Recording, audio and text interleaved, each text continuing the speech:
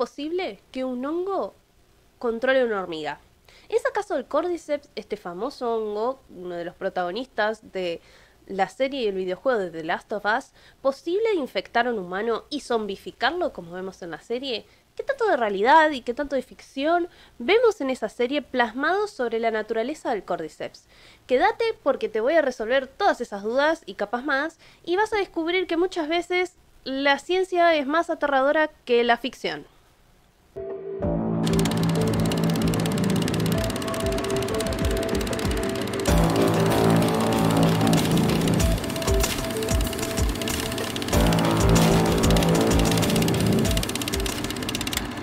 Buenas, bienvenidos, amantes de los apocalipsis zombies y adoradores de Pedro Pascal.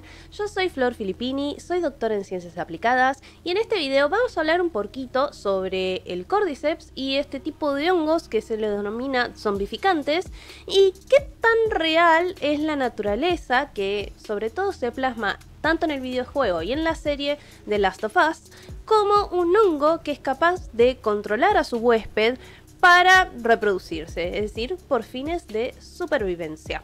Pero primero empecemos por lo primero. ¿Qué es un hongo? Los hongos son un grupo particular de organismos, de hecho son su propio reino, que no son ni plantas ni animales.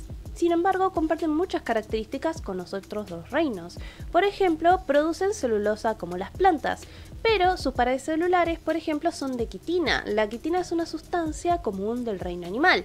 Por ejemplo, en el exoesqueleto de insectos, arañas, crustáceos, están hechos de quitina. Otra característica de los hongos es que son heterótrofos, es decir, no son capaces de producir su propio alimento como si lo hacen las plantas y se alimentan a través de producir sustancias sobre el exterior, sobre lo que se quieran alimentar, para descomponer así los nutrientes y absorberlos. Por eso son un rol crucial para la descomposición y el reciclaje de nutrientes en la naturaleza. De hecho, son los principales descomponedores de la materia orgánica. Y se los encuentran tanto unicelulares como multicelulares. Los unicelulares, por ejemplo, las levaduras, son células libres simples, y los multicelulares están formados por muchos filamentos que se denominan hifas, piénsenlo como si fueran raíces, y esa es su estructura vegetativa, es decir, el organismo está conformado por estos filamentos y cuando quieren reproducirse producen unos esporocarpos, es decir, unas estructuras especializadas para aportar los poros, que son las setas, y es a eso lo que nosotros conocemos como hongos o asociamos como el hongo, que es la parte visible del hongo la mayoría de las veces cuando uno está afuera, en el patio o en las plantas, uno ve los esporoscarpos, más no el hongo, que suele estar por debajo como si fueran raíces que se extienden por la tierra o la materia orgánica. Por las estructuras, la forma, el color e incluso el olor es que se clasifican a los hongos por sus estructuras reproductivas. Y tanto los hongos pueden ser formas solitarias, pueden formar asociaciones simbióticas como los líquenes o las micorrizas, o pueden ser parásitos, que es lo que nos interesa en este video. Dentro de los hongos parásitos tenemos entonces al género Cordyceps.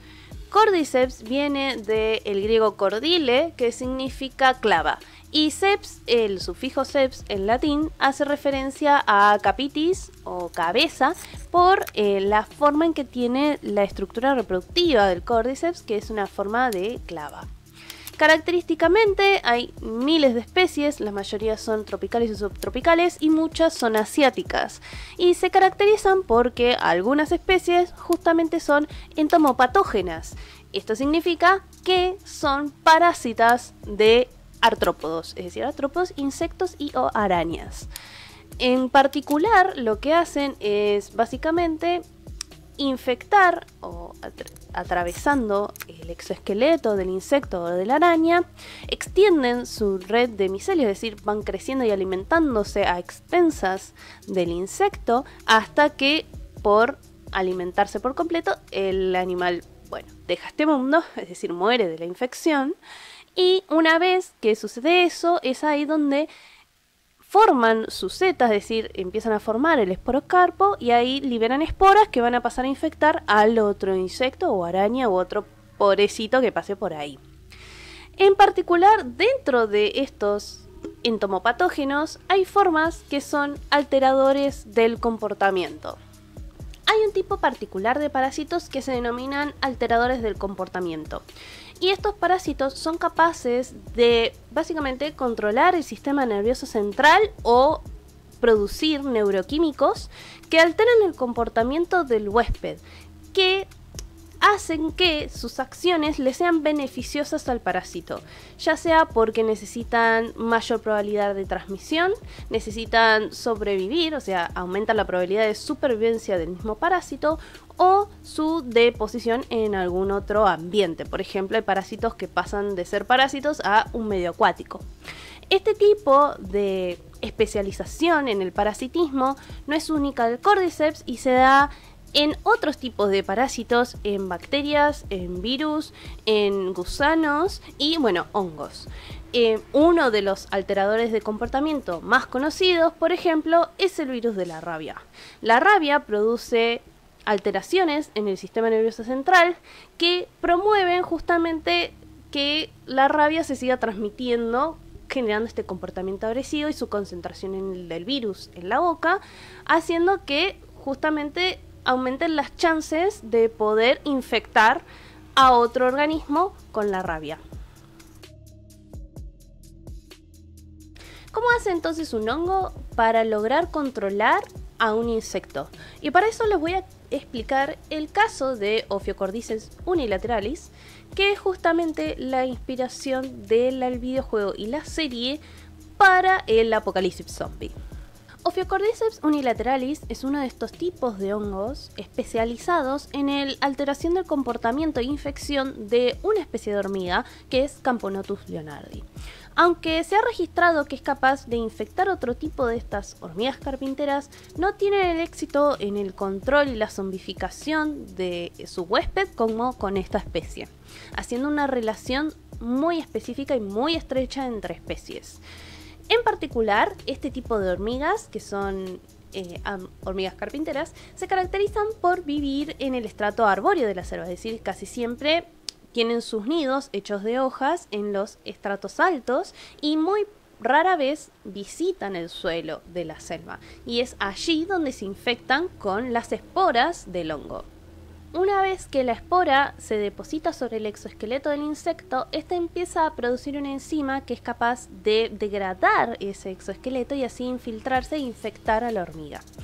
Una vez hecho eso, empieza a crecer en paralelo a los músculos y al sistema nervioso central, tratando de vivir a expensas o alimentarse de la hormiga sin afectarla demasiado.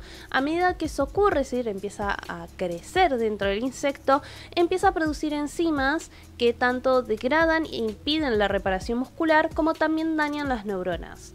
Esto provoca una alteración del comportamiento de la hormiga, entre ellas las más características, por ejemplo, es que empiezan a convulsionar, empiezan a mover erráticamente la boca, es decir, abren y cierran las mandíbulas o las antenas y empiezan a tener hiperactividad, no realizando tareas que suelen ser correspondientes a las tareas de una hormiga sana.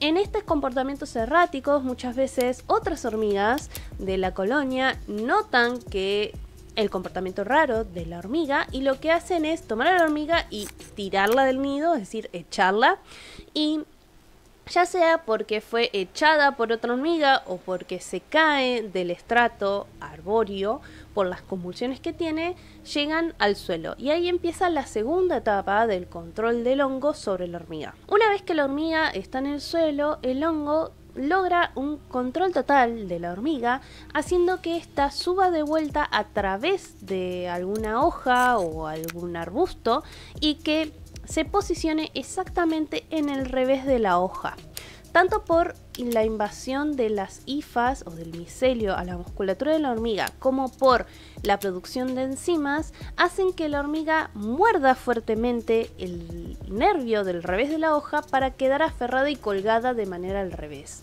Este posicionamiento de la cabeza tan particular de la hormiga promueve o beneficia la salida y el origen del cuerpo fructífero del hongo, ya que tiene que estar en esa posición exacta porque el cuerpo fructífero se forma exactamente en la nuca de la hormiga. Y ahí, como está dada vuelta, el hongo se desarrolla hacia abajo, haciendo que las esporas caigan desde cierta altura. Específicamente a partir de los 25 centímetros tiene que estar ubicada una hormiga para que sea en la altura propicia de reproducción para el hongo.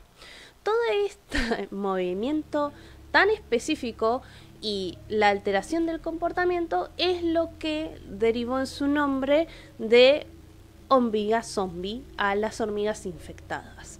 Y la infección y el grado de infección y éxito reproductivo que tiene es tal que muchas veces hay metros y metros de selva que están llenos de cadáveres de hormigas que están aferradas a hojas con cuerpos fructíferos del hongo.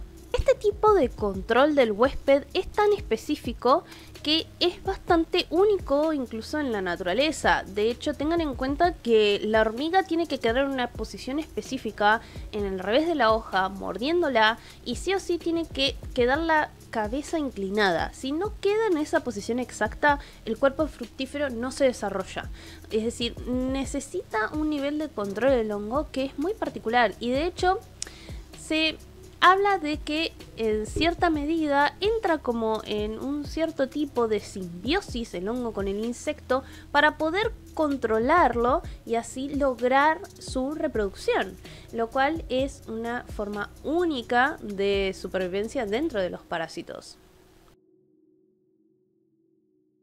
Justamente debido a todos estos procesos enzimáticos y mecánicos que permiten el control de su huésped, es que se los denomina este tipo de hongos zombificantes. Ophiocordyceps no es el único género y especie de hongo que logra esto. De hecho, hay distintas especies de otros géneros, de otras familias, que logran el mismo control sobre un insecto o una araña a través de distintos mecanismos, ya sean tantos mecánicos como enzimáticos. Logran alterar el comportamiento de distinta forma para justamente el mismo beneficio, lograr reproducirse y esparcir sus esporas. Así que debido a estos mecanismos, no sorprende a nadie que sea la inspiración para justamente un apocalipsis zombie. ¿Qué pasaría si el Ophiocordyceps o el Cordyceps o otro género de hongo fuera capaz de infectar a los humanos y producir la zombificación de estos? O sea, un clásico monstruo ficcional que se basa mucho en la realidad. Así que ahora vamos a pasar a comparar lo que es la realidad versus la ficción y ver qué mecanismos vemos en los zombies de la serie o del juego que realmente son similares a las cosas que pasan con los hongos zombificantes. Tanto en el videojuego como en la serie de Last of Us, la infección proviene también de una mutación de un género de Cordyceps, o se cree que es una mutación, no sabemos específicamente cuál especie, pero sí sabemos que es de Cordyceps, lo cual proviene también del continente asiático. Como dije, Cordyceps es típico de las selvas tropicales y subtropicales, sobre todo de Asia, así que entre eso, bastante real. Después, una de las principales formas de infección, es decir, de los mecanismos que tiene el hongo de infectar, tanto en el videojuego y la serie, aunque más difundido en el videojuego, es a través de las esporas. De hecho, en el videojuego hay que atravesar varios lugares utilizando máscaras para respirar, para no ingerir las esporas, que es el principal forma de infección que tiene también el Cordyceps en la vida real, aunque no ingresa a través del sistema respiratorio del insecto, sino, como dije, a través simplemente de penetrar el exoesqueleto. Aunque es bastante correcto asumir que en el caso de que pudiera producir una infección en los humanos, este provendría a través de la infección de las vías respiratorias, que sería la forma más fácil de entrar para el hongo, y además los pulmones serían un ambiente propicio, ¿no?, de humedad y calor para poder desarrollarse. En cuanto al otro método de infección que se ve en la serie y en el videojuego, que es la mordida del zombie a un humano para lograr una infección, este no es tan irreal. De hecho, la infección por contacto es algo que también se da en algunas especies y géneros de hongos, como en el género Masospora, que es especialista en la infección de cícadas, y lo que logra es producir esporas, pero necesita que la cícada entre en contacto con otro individuo para lograr su dispersión. Así que no sería tan irreal que uno de los mecanismos que pudiera desarrollar el Cordyceps al infectar a un humano, sobre todo porque es capaz de controlar la musculatura, sería la infección por contacto a través de la mordedura. Así que no está tan alejado de la realidad ese escenario posible. En cuanto al proceso de infección, tanto en los videojuegos como en la serie, suele ser relativamente rápido, siendo que si ingieren el hongo, el humano tarda por lo menos un día y medio en perder el control y ser infectado exitosamente por el hongo, como vimos al principio de la serie. Y si es mordido, depende de la zona en la que es mordido, la infección es más rápida o es más lenta. O sea, cuanto más cerca de la cabeza es, la infección es mucho más rápida. En la realidad, el hongo, por ejemplo, Ophiocordyceps, infecta a la hormiga y le lleva semanas la infección, la progresión y el control de esa hormiga hasta lograr que llegue a la hoja y se posicione como se tenga que posicionar. Aunque hay otros géneros de hongos que logran una infección mucho más rápida de su huésped, se vio que cuanto más tiempo tarda y existe la infección, más control y más preciso es ese control por parte del hongo hacia el insecto. Entonces podría decirse que un organismo tan complejo como el ser humano debería llevarle muchas semanas poder infectar a un humano, lograr un control total de ese ser humano y así lograr la zombificación de un humano. Es decir, los tiempos tendrían que ser de varias semanas, incluso capaz meses, hasta lograr el control total de un individuo. Obviamente que la serie no puede darse el lujo de esperar varias semanas para que la infección tenga efecto, ¿no? Por fines dramáticos. Tanto en el videojuego como en la serie, los síntomas que presenta un infectado son variados, pero se condicen mucho con lo que realmente se ve en aquellos insectos o arañas afectados por una infección de Cordyceps. En las series vemos que los signos para detectar un infectado o los inicios de una infección en un humano son la tos, la desorientación, las convulsiones y los cambios de humor erráticos y agresivos.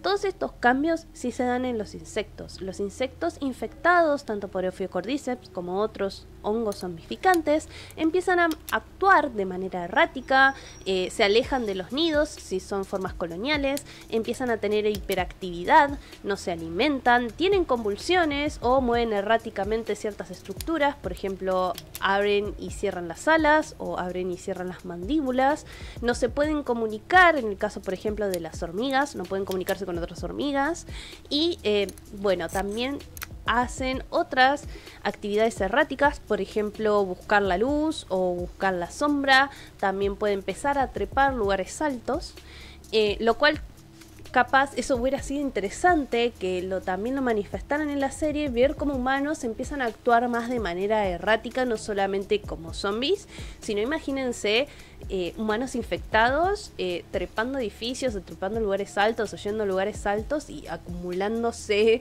cuerpos de zombies en las alturas para esparcir las esporas del zombie. Hubiera sido interesante ver eso, sobre todo en las ciudades, y eso creo que ayudaría un poquito más a justificar, por ejemplo, por qué la gente ya no viviría en ciudades y porque son peligrosas, porque están llenas de zombies que están esparciendo esporas desde las alturas. Otro de los aspectos que nos muestra las series y el videojuego es la progresión de la infección y cómo ésta se exterioriza en los humanos infectados. Como vemos, a medida que va pasando el tiempo, los infectados empiezan a quedar ciegos porque se empieza a desarrollar el hongo en sus ojos, es decir, empieza a salir del cráneo justamente por la zona más blanda que tiene, que son los ojos, hasta que logra cegarlos y forma otras nuevas tipos de infectados, que son los clickers, que dependen del sonido y la colocalización para interactuar con su entorno.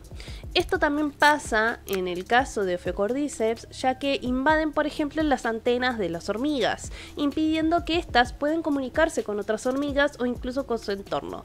Esto aumenta su estado de confusión y hace que dependa de otros sentidos, como en el caso de la serie, como de la luz. Y esto beneficia al hongo ya que lo utiliza a su favor para que la hormiga busque lugares con luz o empiece a trepar lugares altos.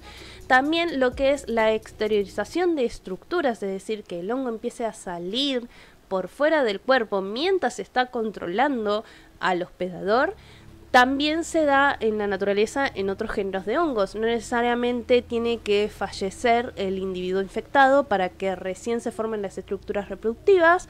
De hecho, muchos hongos lo que hacen, por ejemplo, el hongo que infecta las cícadas, lo que hace es abrir el abdomen, es decir, empezar a consumir el abdomen de la forma infectada mientras todavía está el individuo semivivo y así exteriorizar las esporas para poder por contacto lograr la infección. O sea, ambas cosas también pueden suceder en la naturaleza, lo cual es bastante aterrador. Y ahora, la pregunta que te trajo hasta el final del video, espero. ¿Es posible un escenario como el de la serie o el del videojuego en el que Cordyceps infecte a los humanos y logre su zombificación? Lo cierto es que es muy poco posible, por no decir totalmente improbable, pero las mutaciones son locas y al que le toca, así que no voy a poner las manos en el fuego por Cordyceps, pero por lo que sabemos y por lo que la ciencia nos dice hasta ahora, este escenario es prácticamente imposible que suceda. ¿Por qué? Tanto Ophiocordyceps como cualquier otra especie de hongo zombificante es una especie especialista en lo que hace. La especialización se logró por una coevolución de miles de millones de años entre parásito y el huésped. El hongo ha desarrollado una serie de compuestos químicos como un cóctel de enzimas específicos para controlar al huésped y de manera tal que desarrolle comportamientos específicos que lo beneficien. Es decir, es un proceso ajustado y perfeccionado que no se logra de la noche a la mañana. De hecho, la manipulación de los hongos zombificantes proviene de una relación estrecha entre el sistema nervioso central y el sistema inmunológico. Hay varias barreras que los hongos tienen que atravesar para poder lograr un control exitoso de su huésped y son esas dos. En el caso de nosotros que somos mamíferos, es mucho más complejo para un hongo lograr pasar, por ejemplo, las barreras inmunológicas. Una de las barreras inmunológicas que nosotros tenemos es, por ejemplo, aumentar la temperatura corporal ante una infección. Esto es una respuesta biológica que tiene nuestro sistema corporal y que muchas veces es el impedimento de muchas infecciones de progresar. Y sobre todo, por ejemplo, para estos hongos que no soportan temperaturas similares o mayores a los de 30 grados. Así que ya tendría que sortear una primera barrera que es bastante la primera y principal. Luego tendría que pelear contra un sistema inmunológico un poco más complejo que el de los insectos. Esto le llevaría mucho tiempo y a eso le tenemos que sumar que tendría que llegar a controlar un sistema nervioso central tan complejo como el de mamíferos, que es mucho más complejo y distinto a lo que se da en los insectos. Sí, estamos hablando ya de una organización mucho más compleja, con un cerebro. Entonces, esto le llevaría mucho más tiempo a un hongo poder lograr efectivamente a través de las generaciones, ¿no? Una infección exitosa con un control y una zombificación de el cuerpo humano. Así que por el momento se pueden relajar porque no es un escenario posible ni probable de que un día un hongo zombificante nos infecte y que nos convertamos todos en zombies. Bueno, y eso creo que es toda la información que cubre básicamente cómo trabaja un hongo zombificante y qué tan parecido es la ciencia a la realidad ficcional que nos plantea la serie. Tengo muchas más cosas que profundizar en la serie que nos muestran, que creo que son interesantes, que tienen que ver con la inmunidad, una posible cura a hongos zombificantes y cómo es que se comunican los hongos, que hay mucha información ahí, pero decidí dejarla para una parte 2 porque no me da más la voz, sobre todo, era mucha información y no puedo seguir con este video. Así que si te gustó mucho este video, le podés dar un like, me podés comentar qué crees que sea importante tratar en una segunda parte y yo lo leo y puede que agregue esa información al video. Y sobre todo, seguime, compartirle este video a los fans de la serie, seguime en mis redes sociales, que ahí voy a estar avisando cuando voy a subir la segunda parte de la explicación de este video y sobre la serie. Así que espero les haya gustado este video y nos vemos en la siguiente explicación. Bye.